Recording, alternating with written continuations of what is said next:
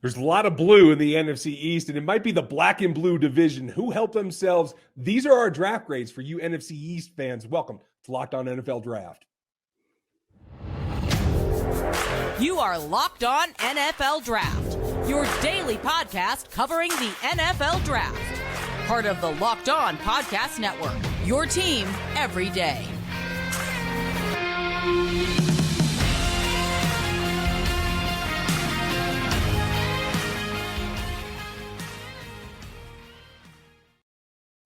Welcome to another episode of the Locked On NFL Draft Show. I'm your host, former NFL and AFL defensive back, Eric Crocker. And of course, as always, I'm joined by my co-host, Ryan Tracy. He's at Ryan Tracy NFL on Twitter. I'm at Eric_Crocker. We want to thank you for making us your first listen of the day. Also, we want to tell you that today's podcast is brought to you by BetOnline. BetOnline has you covered this season with more props, odds, and lines than ever before.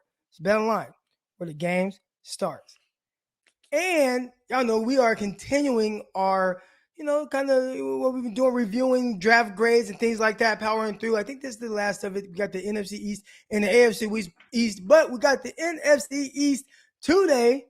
And we are starting with the team that I think it's a little easier to do well when you have multiple top 10 picks. All right, so I'm pretty sure they're kind of going to grade out fairly well, according to most people, I'd assume. But you got the New York Giants. At pick 5, they took Kayvon Thibodeau. At pick 7 overall, they took Evan Neal, offensive tackle out of Alabama. Second round, they went and got Wandel Robinson, the speedster out of Kentucky. Round 3, they had multiple picks. They went Joshua Ezeudu, guard, North Carolina. And then they double back, got a cornerback, Cordell Flott, cornerback out of LSU. Probably playing the nickel. Daniel Bellinger, tight end out of San Diego State. They got him in the 4th round. And also Dane Belton, safety out of Iowa, got him in the 4th round as well. And then they had multiple 5th round picks, 3 of them to be exact. Micah Mcfadden, linebacker out of Indiana. DJ Davidson, defensive tackle out of Arizona State. Arizona State did good. They had quite a few guys get drafted this year. Mm-hmm. Marcus Mcfadden, guard out of North Carolina. So that's the second guard of this draft. And they ended in the 6th round, 3rd pick with Darian Beavers, linebacker out of Cincinnati. So I want to hear your thoughts, Ryan. New York Giants. What are you thinking? Had a lot of picks. Yeah, a lot. And you said at the top, when you have 2 top 10s, it's hard to say you did something wrong. I like the way that they went. And more importantly, I like that they chose the guys that they always had on their board. The way that it fell, they got to do what they wanted to do all along. Whether they'd been higher or lower, whatever, they got the guys that they want. I thought the first round knocked it out of the park. You help yourself on both sides and set those cornerstones for your offense and your defense. Now you come back with Wandel Robinson, and that felt a little bit like a desperation pick to me.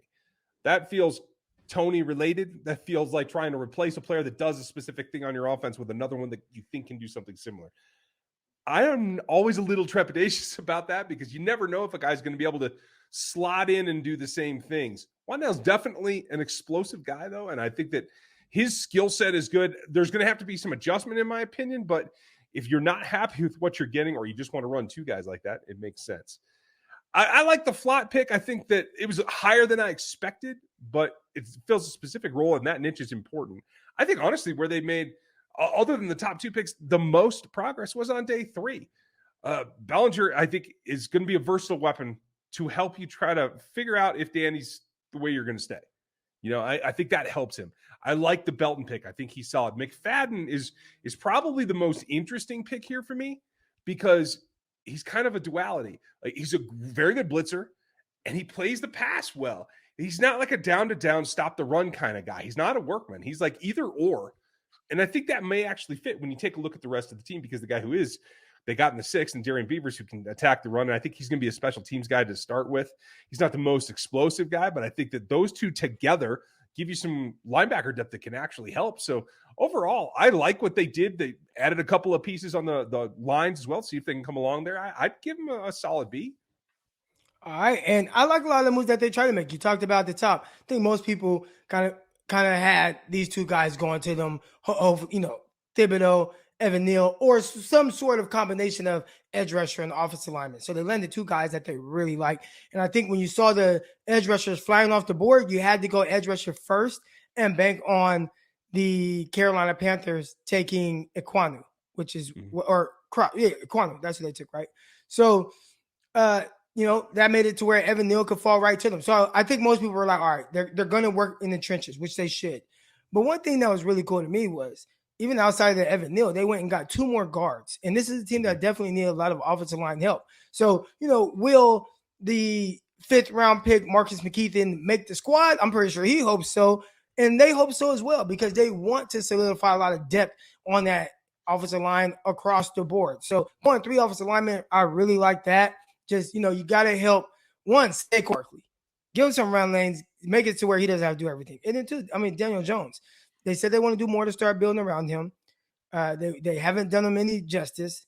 And now this is his opportunity to where hopefully these guys come along quick. And I don't know if these guys are going to play. I think with the 3rd round pick, the guard out of North Carolina, you hope that he plays right away. Yeah, you hope he plays right away.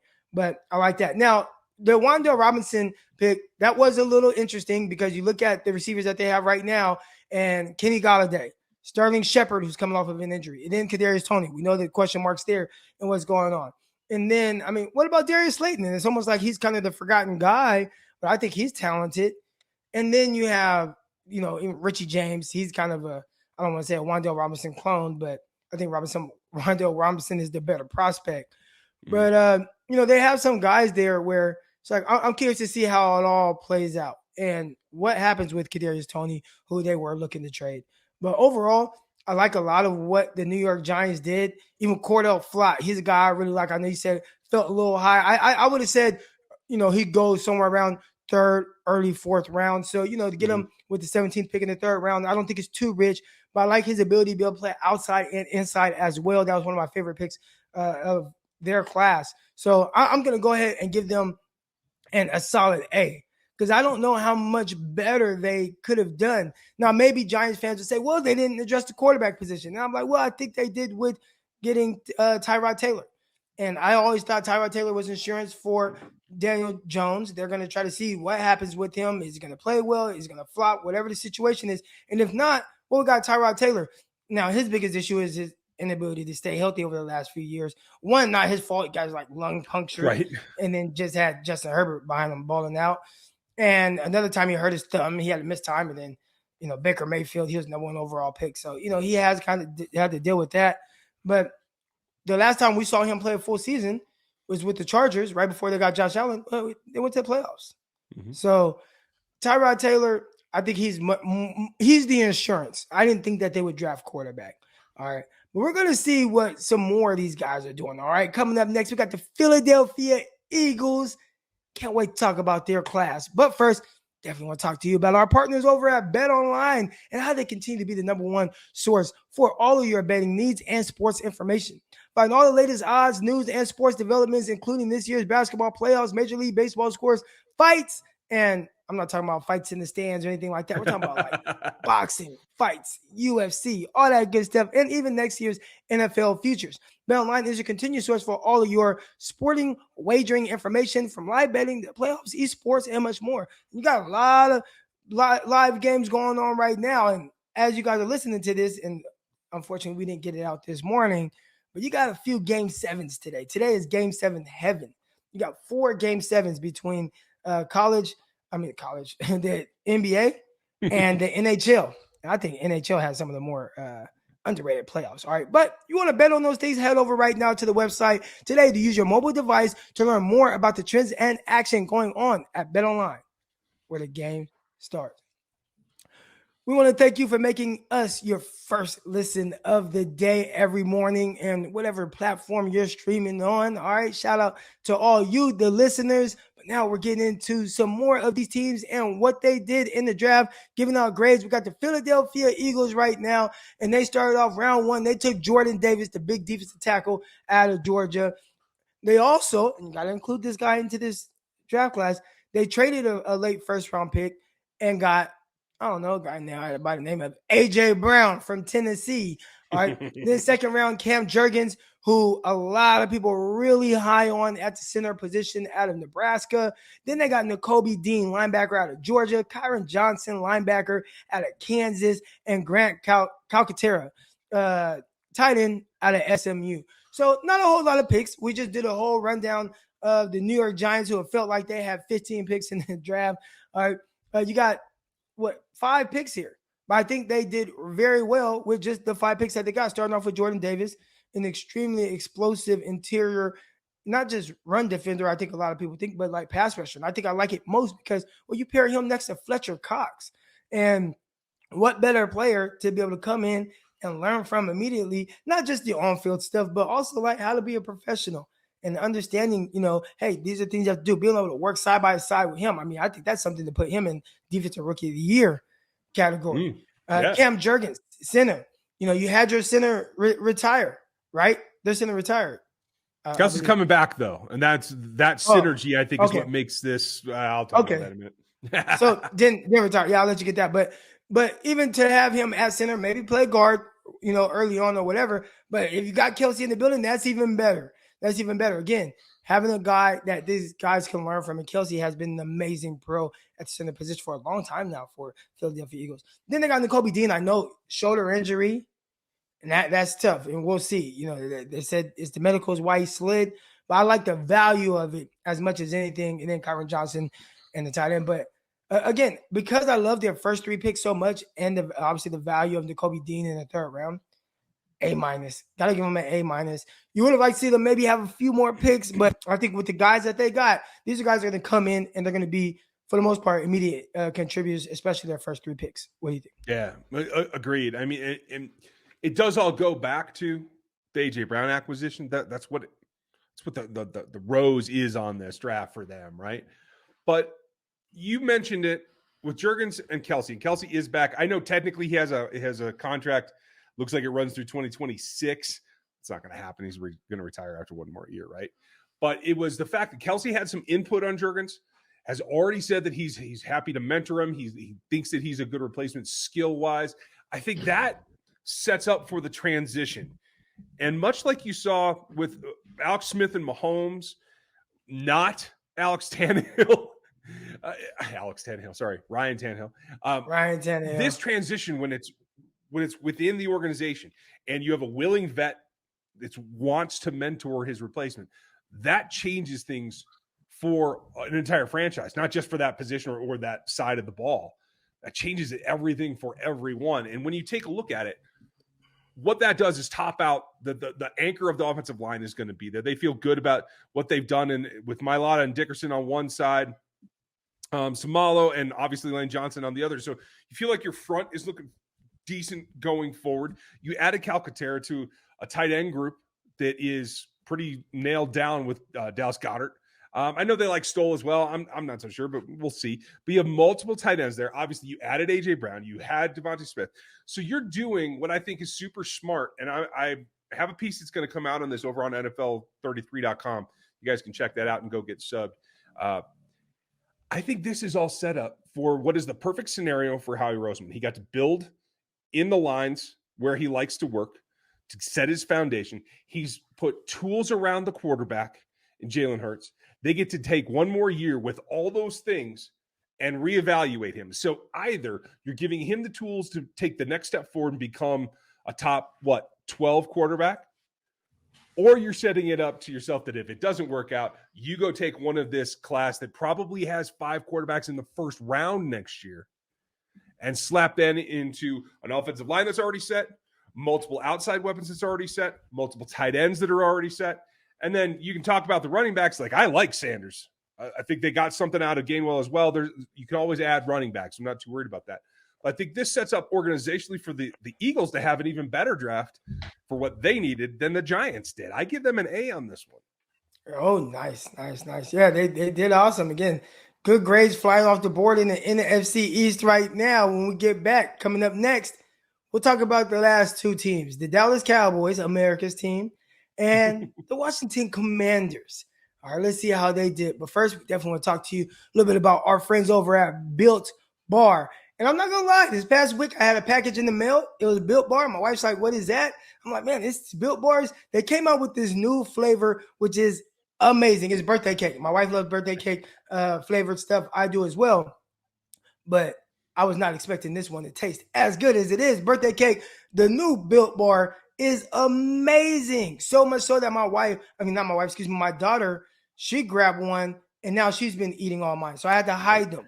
All right, I had to hide them from my daughter. All right, talk about a snack that's really good, especially for someone trying to, watch their calories, watch some of the things that they're eating. These things, we're talking about 150 calories and 16 grams of protein and something that's delicious. Again, these Built Bar Puffs, they are the first ever protein-infused marshmallow.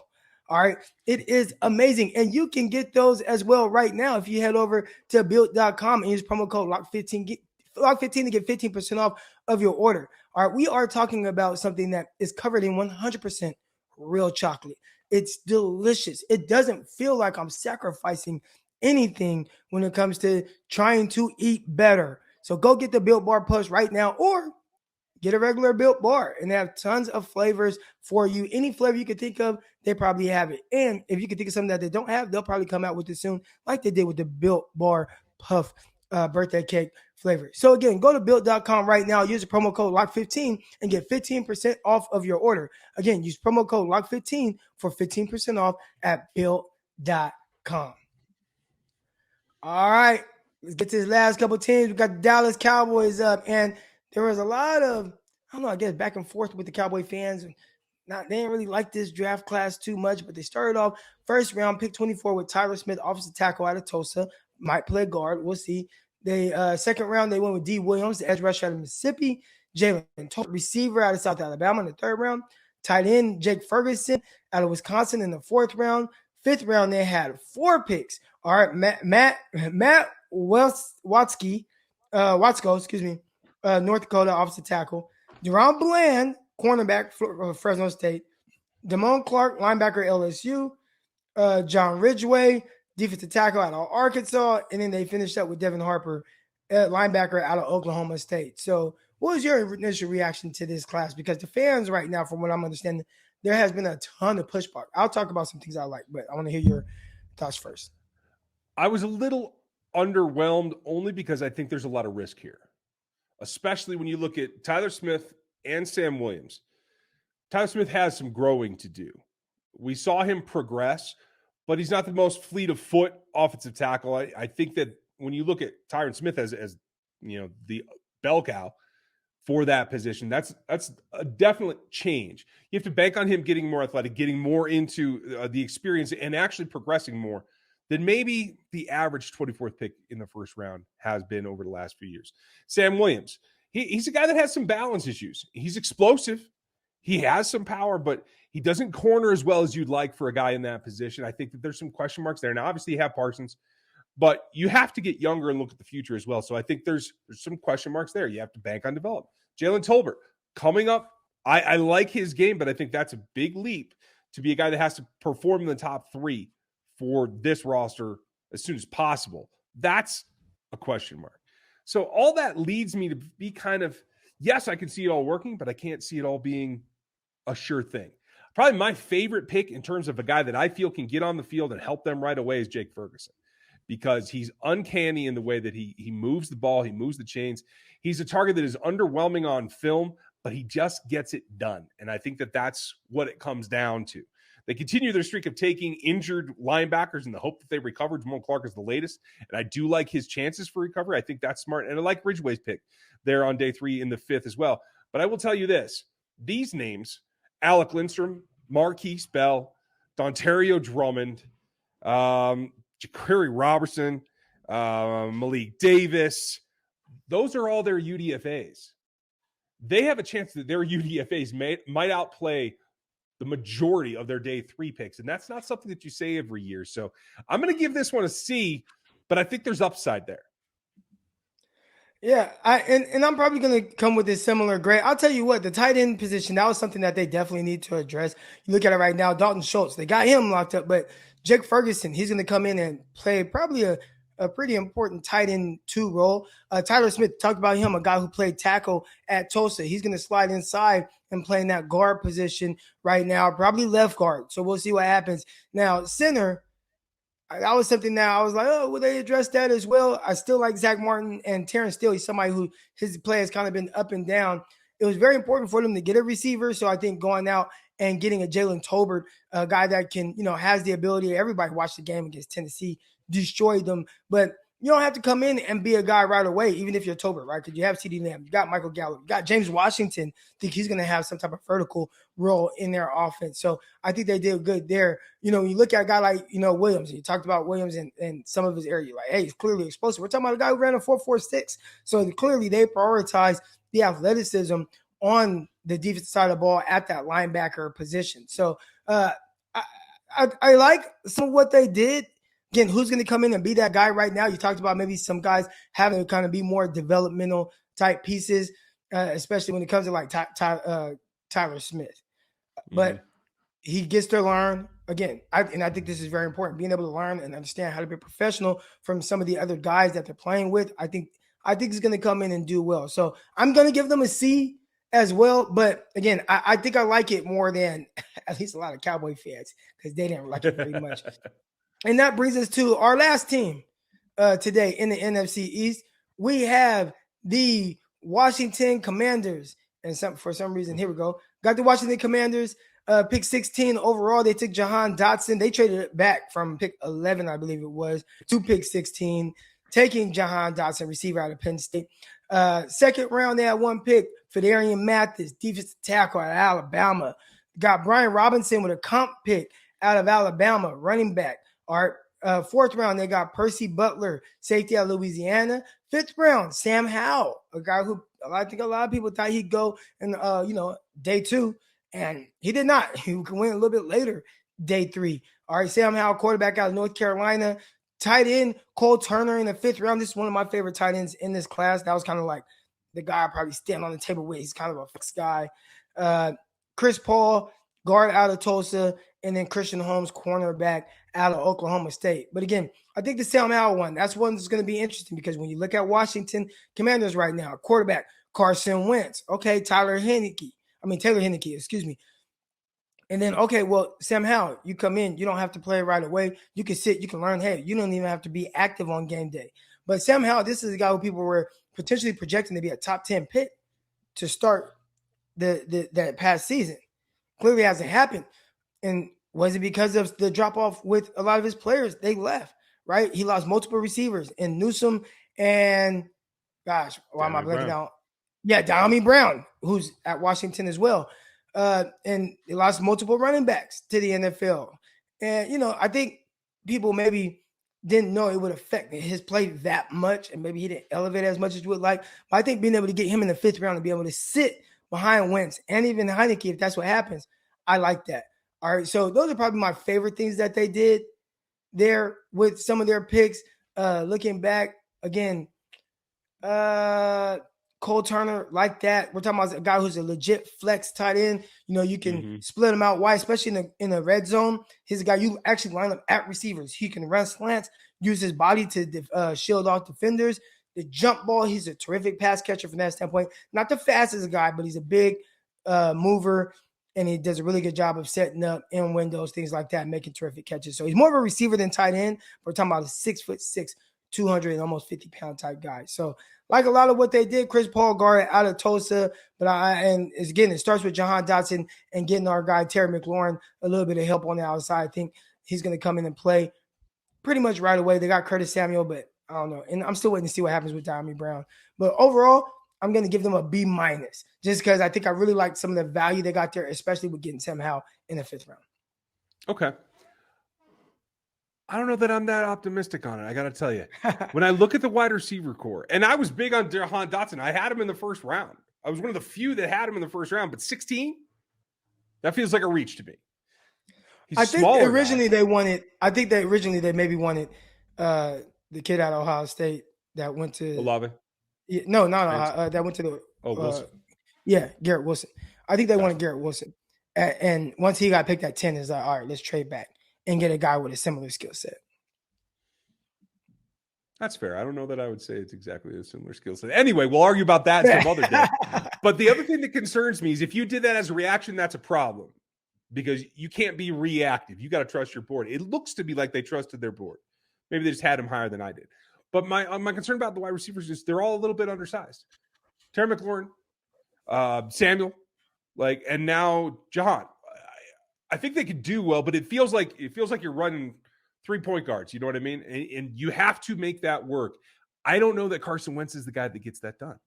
I don't know if that's what he can do and make sure that his accuracy and his placement is specific to help those guys out.